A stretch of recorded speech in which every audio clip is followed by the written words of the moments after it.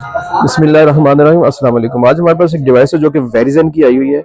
तो इसकी कनेक्टिविटी के कुछ इशू आ रहे हैं कि उसको हमने सेटिंग कैसे करनी है। सब कुछ ओके होता है लेकिन फिर भी हमारा नेट नहीं चल रहा था। अभी यहाँ पे देखिए हमें बता रहा है कि ये सिम इसके बीच में डली हुई है और इसके अलावा वाईफाई के बारे में बता रहा है। ये भी बता रहा है कि एक बंदा इसके साथ कनेक्ट भी है लेकिन उसके बावजूद हमारा जो नेट है वो चल नहीं रहा होता। तो ये इस डिवाइस के अंदर कौन सा मसला है, ऐसा क्यों आ रहा होता है, तो ये हम आज की वीडियो में डिस्कस करेंगे। तो बेसिकली ये प्रॉब्लम जो होता है आपने एपीएन में जाके इसकी सेटिंग करनी होती है, उसके बाद ये मसला आपका हल हो जाता है। ये नहीं कि आपने कोई भी आपका नेटवर्क है आपने उसको मैनुअली सेट करना होता है। ठीक है, तो अभी मैं आपको इंशाल्लाह डिटेल से बताऊंगा, तो मेरे साथ रहिए, इंशाल्लाह आपको बहुत फायदा होगा।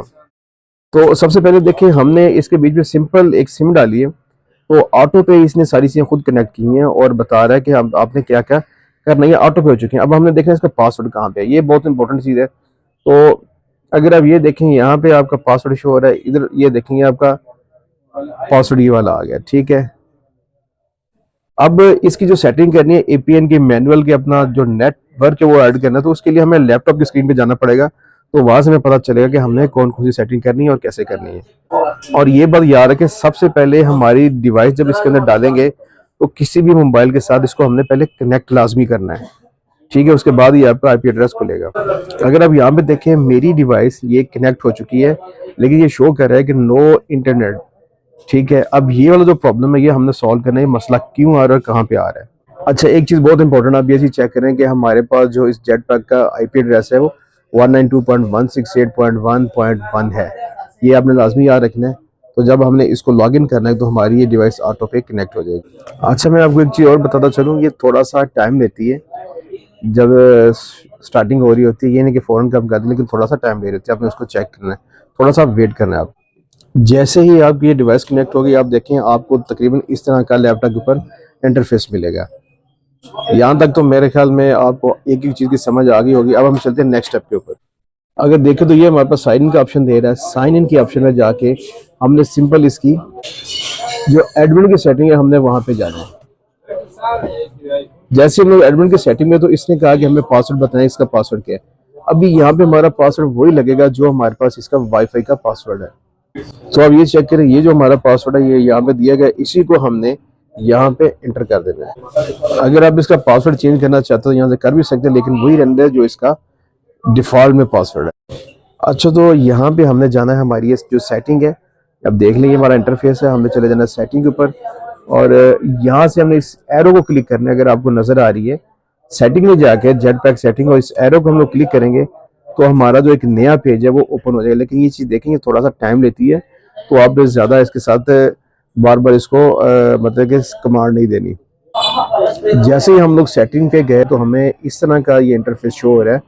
आप ये देखें हमारे पास होम, डाटा यूजर्स, वाईफाई और कनेक्टेड डिवाइसेस की बात कर रहा है, माईफाई शेयर की बात कर रहा है, उसके बाद जेट पैक सेटिंग की बात कर रहा है। क्योंकि हमने जेट पैक सेटिंग की थी तो हमने सारा का काम अब इससे फर्दर आगे हमने जाना है। उसके बाद नेक्स्ट जो हमारा स्टेप है हमने जाना है एडवांस में।